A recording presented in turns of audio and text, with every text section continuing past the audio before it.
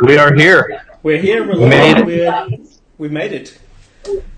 What is up, guys? So, I guess for a little recap, people who haven't met my friend Jeff before, he spoke about probably a good year back now, possibly a bit longer.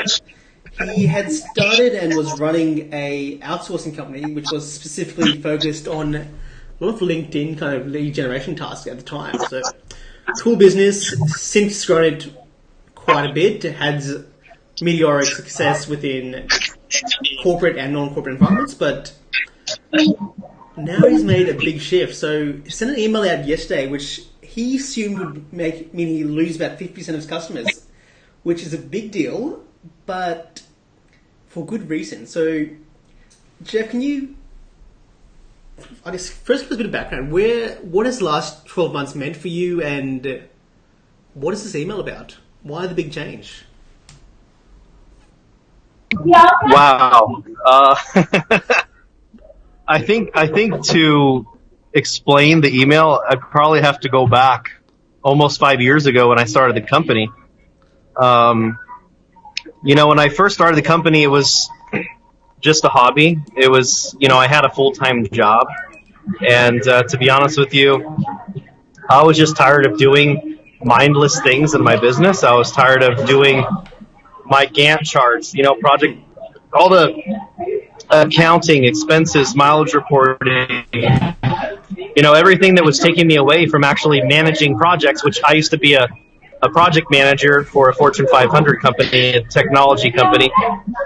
And what was really interesting was that's how I started. And then once I realized, I could outsource all these things that were just, not really worth my time, it was incredible because I was freed up to do. Uh-oh, did I lose you? Yeah, I'm still here. Just might be off. Save the bandwidth. I'm just making sure I'm good.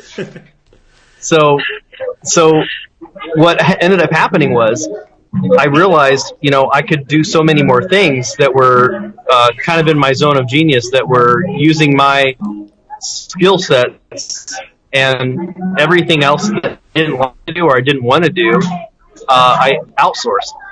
And I became really, really good at that I started helping other people do that. And basically I gained a reputation as the king of outsourcing, which is based around helping people outsource the things that they didn't want to do, that they were wasting their time on. The big transition that's happened the last 12 months is that I've started working with more high-end entrepreneurs. I've started working with big corporations. I started working with really incredible marketing agencies that they wanted me to start helping them outsource more complex things that required more attention, more training, more education. They required a very good understanding of marketing, American marketing, understanding Facebook ads and copywriting and setting up full-out campaigns and funnels. And now the majority of my business, it used to be about 90% of the work I was doing was trivial minutia, I guess you could say. And then 10% was agency, marketing, tricky stuff. What I like to call puzzling, anyone who's been through my program knows that's what I call puzzling, the stuff that requires really trained, intuitive minds to solve. But what's happened is over the past 2 years is that it's really swapped. And now about 90% of my client base, they want more complex things. They want more intuitive solutions. They want built-in project management. Before I used to offer what I used to call project coordination, which is people come in and they have a bunch of things they want done, and then my team would basically coordinate with my other virtual assistants to get it done. But they weren't doing strategy. They weren't doing. They didn't really know marketing. They were able to take really defined instructions from a client and then carry them out. And now what's happened is most of my clients are coming to me and they're wanting us to come up with solutions for them. They don't know, or they want us to do stuff that they don't have processes built for. They want solutions. So now I'm basically moving into a marketing agency with very set specific parameters on success. So I guess does that answer the question? Very big and long explanation, but I guess you've kind of evolved as the markets ask you for something in particular. Well, for example, I mean, building out funnels and email marketing campaigns and stuff. Like, you have to understand marketing to do that stuff. It's not like you can just hire a virtual assistant and, it probably take you a less amount of time to do it yourself than to train a virtual assistant to do that, So I'm guessing you've got very specialized. I'm not even sure VA is the right words for it. You've got very specialized staff that are external now. Yeah, so basically, less and less people. I think to be honest with you, I think it's because of automation. Data lead generation, data scraping, all that kind of stuff. That's the number one thing that we used to do. I had hundreds of thousands of dollars in contracts over the years with big corporations, and small guys to big corporations to help them build lists, to scrape data, to build contacts out. Salesforce, contact lists, all sorts of stuff. But a lot of that stuff can be done through automation now. And, what's happened is a lot of people are trying to get rid of the stuff that's really taking up their time, the stuff that's really a challenge for them. Most of my clients right now, they're influencers, they're marketing agencies, they're people with really strong brands, or at least they understand the importance of a strong brand, and they just want to have solutions that are more hands-off, that they can hand over and just get done.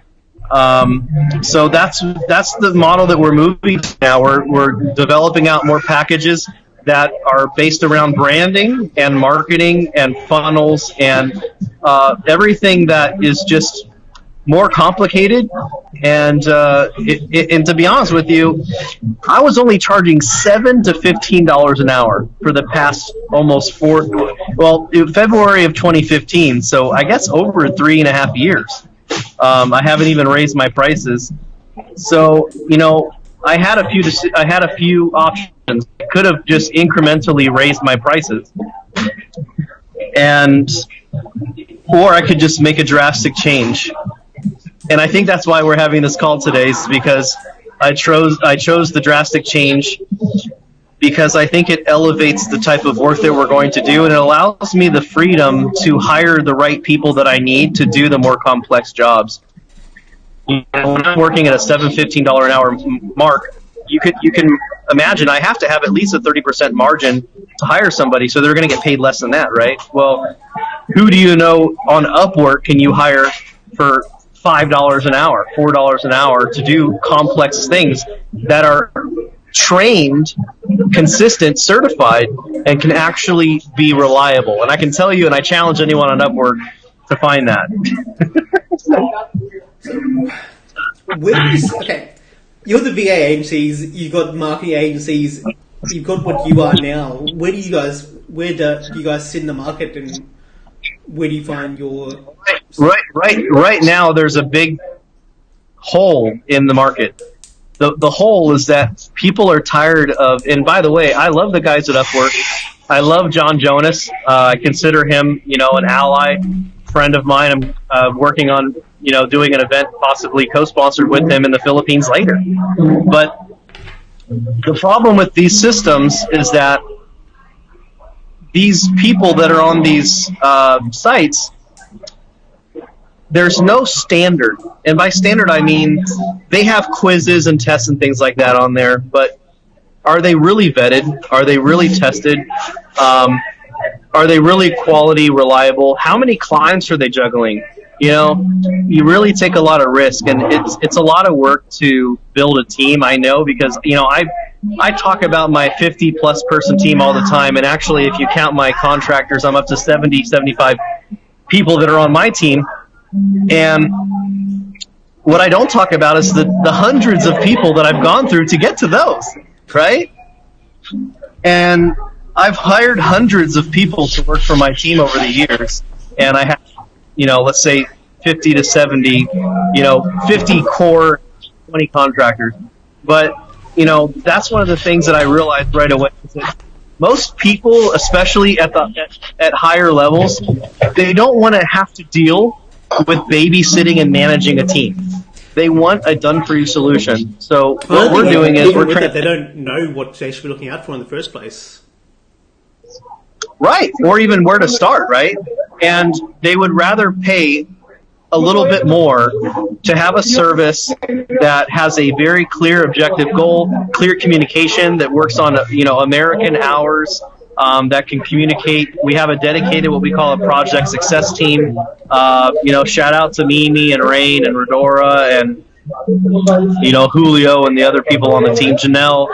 And it's just been incredible. I just came back from the Philippines a week and a half ago, and one of my I guess you can say partners, clients, strategic partners, Dennis Yu flew out to our offices in the Philippines, and I brought my team and his team. He has a great team in the Philippines as well, and we started working together, and we started realizing how similar we were and how no one else in the market is doing this. Like, no one has a true standardized way to have a clear strategy to develop talent. And I think that right now what's happening is if you're trying to outsource to get a project done, you end up having 5, 6, 7 people on a project that you hire on Upwork and have to babysit and manage to do certain things. You had a graphic designer, a funnel builder, you've got an email marketing person, or maybe you'll have someone that can do one or the other, sometimes both, right? But never, someone to do social media or set up Facebook ads or edit your videos. The next thing you know, you've got to babysit, 7, 8 people to do a project, right?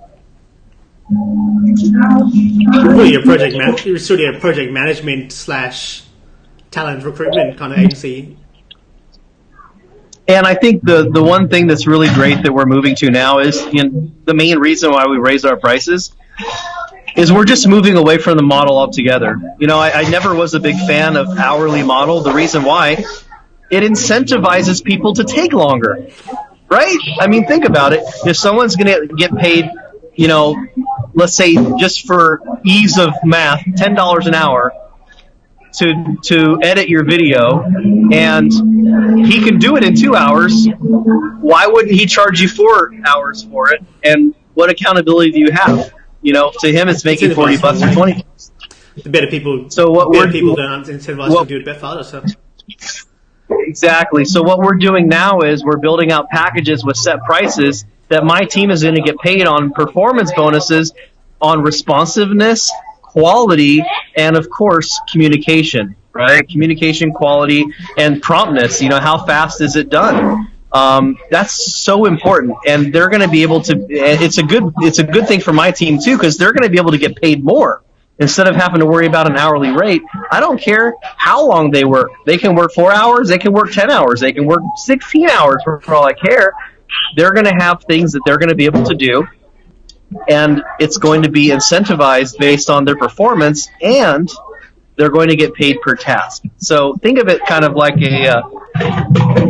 it's kind of a blend between maybe Upwork and a rating system of like Fiverr, but you're going to have an agency qualified model to where we're actually in-house team of trained people that are doing the stuff that is managed and controlled and has set deliverables, which I think is very unique to the marketplace.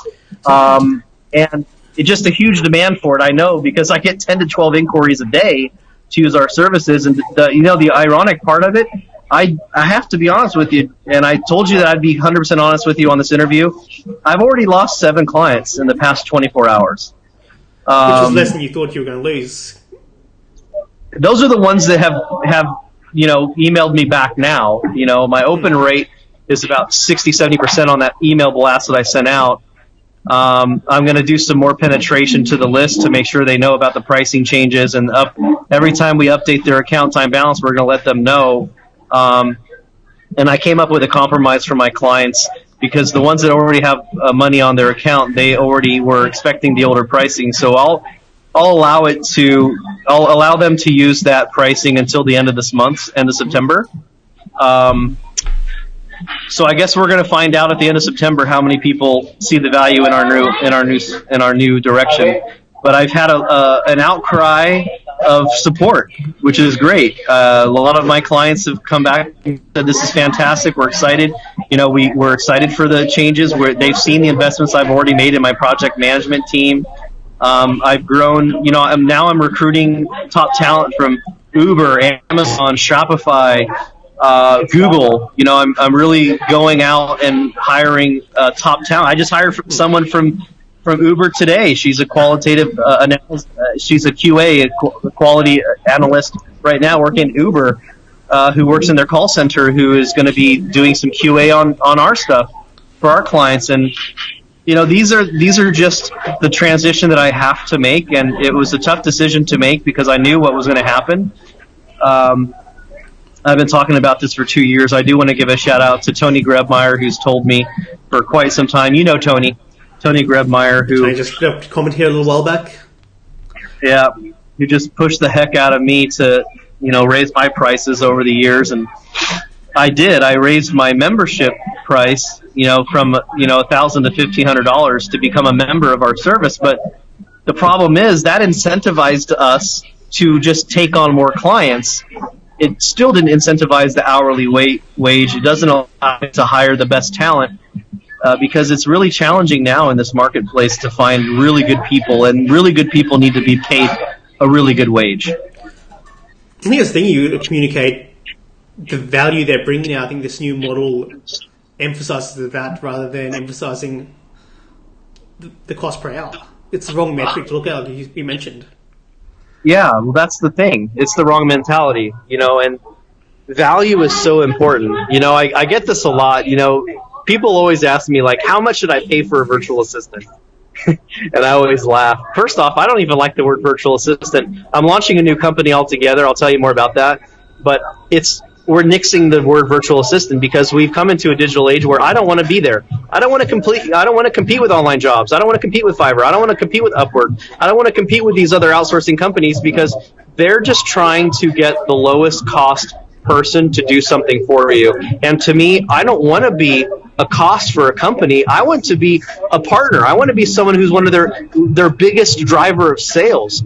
I want results-based stuff. I want to help people grow their businesses. I want to help people bring new leads. I want to help people, bring in new prospects through marketing and really up their content marketing, their branding. These are the things I want to do, and I want to add directly to the bottom line of a company. And back to that question, people say, well, how much should I pay for a virtual assistant? I said, well, if you could have a virtual assistant or someone on your marketing team, let's forget the virtual assistant. Let's say it's a person. If you could hire someone for $1,500 a month, that could make you $3,000 a month. The real question is, how many would you hire, right? Is that the right question? I think so. So, right? Going from that, we've got this new best model.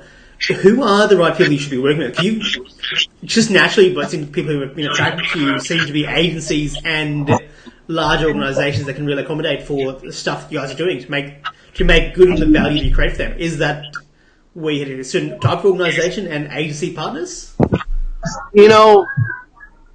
I love working with marketing agencies. I think they're great. I think the main reason why I've always loved working with them is because they always have new clients, so they always give me endless amounts of work. But the truth of the matter is, my perfect client is a company or a person, with a strong brand or understands the importance of a strong brand. The reason why is because we're releasing a really awesome package. Some of the stuff I'm teaming up with Dennis Yu on is really exciting. If you haven't heard of Dennis Yu, you got to check that guy out. We're helping him. Yeah, he's just a stellar guy. He works. You want to talk about marketing agencies? I mean, this guy, he does Facebook ads for the Golden State Warriors and Change.org and household names. And I learned so much from this guy, and I had the pleasure. He invited me to come out to his workshop in Phoenix last weekend, and it was incredible. I learned so much, and he actually asked me to do a little talk about delegation, which I have to say I know a few things about delegation. So it's just been really incredible because what I'm seeing is back to your question. What I'm seeing is a transition for myself to start working with people that are really on their way to something big. Like I used to work with nickel and dimers, and I think that this price move, not only am I adding more value by putting these programs together and making them performance based, but it also just it helps me position myself to work with a higher echelon of clientele, people that understand the investment of a strong team and know the overhead cost of growing your own in-house team. I mean, growing your own in-house marketing team today is so expensive. I was looking at sales development reps at these big companies that I've been working with. They get paid anywhere from $60,000 to $75,000 a year. On top of that, you have to worry about Social Security, state disability, all these different things. And I feel like right now, the digital marketing agency is the best. It's the best investment that a company can make because it's a contracted service. You can do goal and results based, and that's what's really important to me. If you're giving me money, if you're paying me to do something for you, then I should be able to show you quantifiable results. And that's really hard to do within an internal company. I challenge people, if you hire people, I know because I used to work for a corporation, you usually only get about a 60% productivity, if that, from an employee.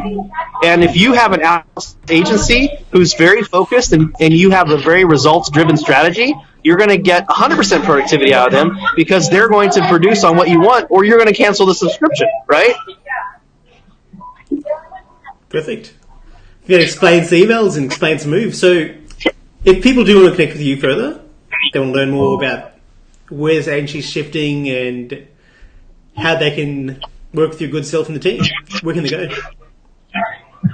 So you can check me out, guys. My website isn't going anywhere. I'm ranked so high in Google right now, it would make no sense to shut it down. So we're keeping it open. It's vastaffer.com. You guys can you tag me in this post. You guys can just message me, add me on Facebook, and I'll commit to you that I will delete 15 friends. I'll delete 15 friends. So if you add me a friend request through the first 15, I'll add you. It's sad that it's gotten to that point, though, right? I cleared up a heap of space, but it keeps going back up. I know. I have about 300 people in my friends request right now, and I've been pegged at 5,000 friends. And I have me and my team go through, and we delete probably 50 or 60 people a week. But I'm at the point now to where the 5,000 people on my contacts list are people I know, from events and different things and organizations I've been in and stuff. It's pretty ridiculous, and it's very risky to create another Facebook account because it violates the terms of service, So, no, man, too popular. Time for a page or something.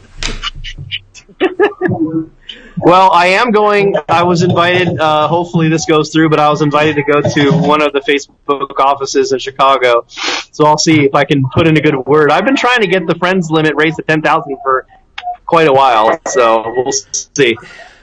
I think most people are still at 400, 500 friends, the majority of the population, so it's very few people who are hyper-connectors. Yeah, and let's be honest, Facebook wants our money, so they're going to tell us, go put them on your public figure page. Oh, well.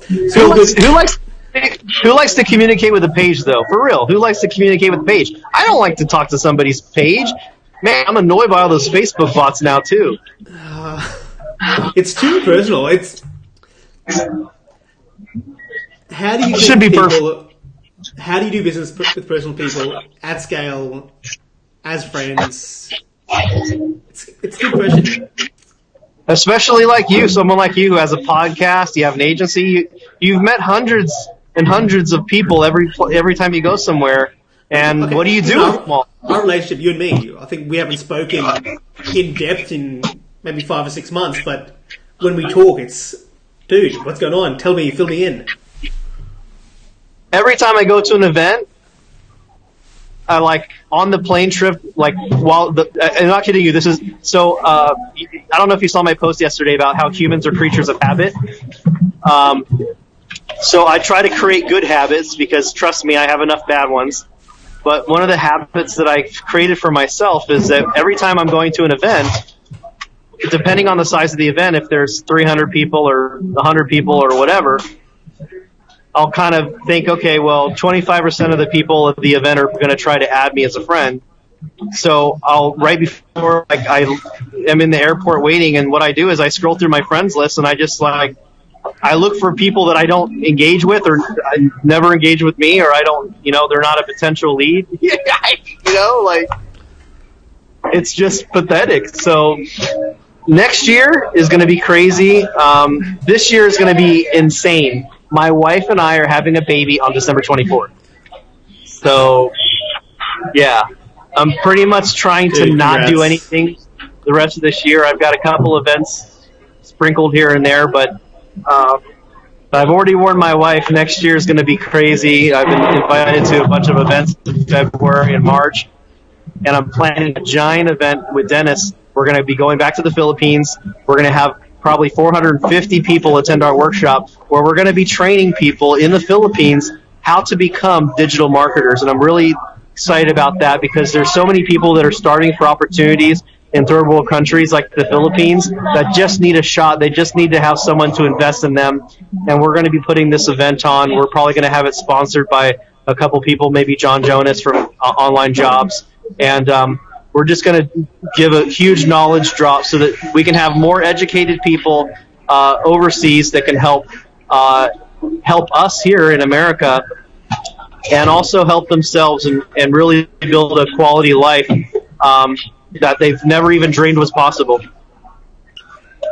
This one's something you can answer. How do you manage relationships? Because you have mentioned that Facebook thing, you're needing to remove people, which sounds really brutal, but it's the truth. You need to make space for your most important relationships, which are the people you communicate the most.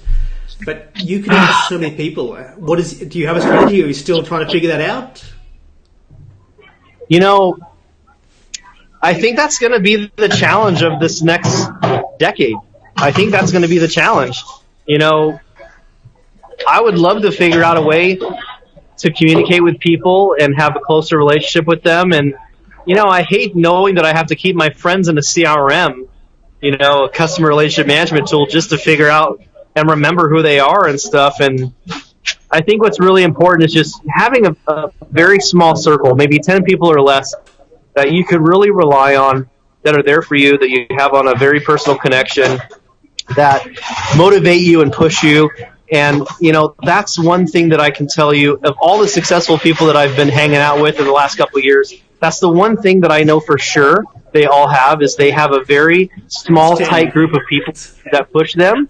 And they also have mentors that are super nerds, like geeks, like mentors that are stupid obsessed about whatever their specialty is. It's so important to have people that can dominate a certain aspect of your life, because that's the problem. We only have so much time on this earth, and we're all eluded. We all have this illusion that we have all this time to learn. You don't. Pick one thing, get really freaking good at it, and then hang around other people that are good at all the other stuff you choose not to do.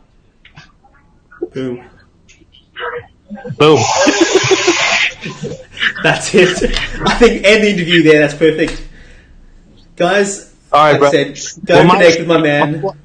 My wife has now given me the evil eye, so I have to go. All right, guys. Catch you all later. Any questions, comments, or, hey, if you don't like me, let me know. But you better have a good reason. I'll come back at you. All right, see you, everyone. Bye, guys.